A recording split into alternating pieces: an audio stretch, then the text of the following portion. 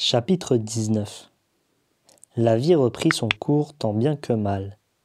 Robinson faisait toujours semblant d'être le gouverneur et le général de l'île. Vendredi faisait semblant de travailler durement pour entretenir la civilisation dans l'île. Il n'y avait que Taine qui ne faisait pas semblant de faire la sieste toute la journée. En vieillissant, il devenait de plus en plus gros et lent. Vendredi, lui, avait trouvé un nouveau passe-temps. Il avait découvert la cachette où Robinson dissimulait le barillet à tabac et la longue pipe en porcelaine du capitaine Van Dessel.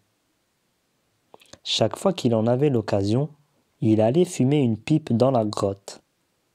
Si Robinson le découvrait, il le punirait sans doute lourdement parce qu'il n'y avait presque plus de tabac. Fumer était un plaisir que Robinson ne s'accordait plus que très rarement, dans les grandes occasions.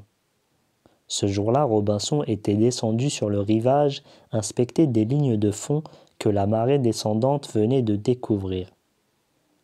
Vendredi mit le barillet sous son bras, et il alla s'installer au fond de la grotte. Là, il s'était construit une sorte de chaise longue avec des tonneaux couverts de sacs. À demi renversé en arrière, il tire de longs bouffées de la pipe.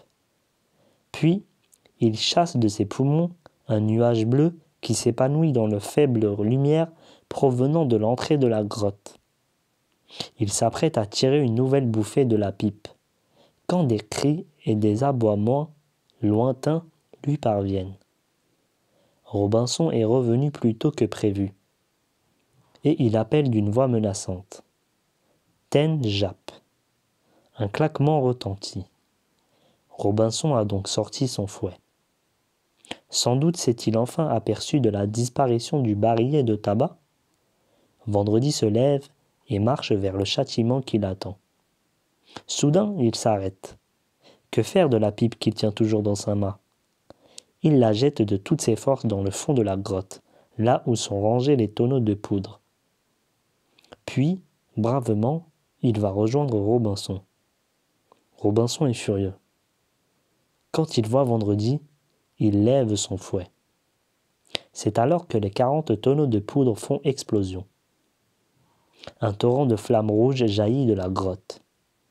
Robinson se sent soulevé, emporté, tandis qu'il voit avant de s'évanouir les gros rochers qui surmontent la grotte rouler les uns sur les autres comme les pièces d'un jeu de construction.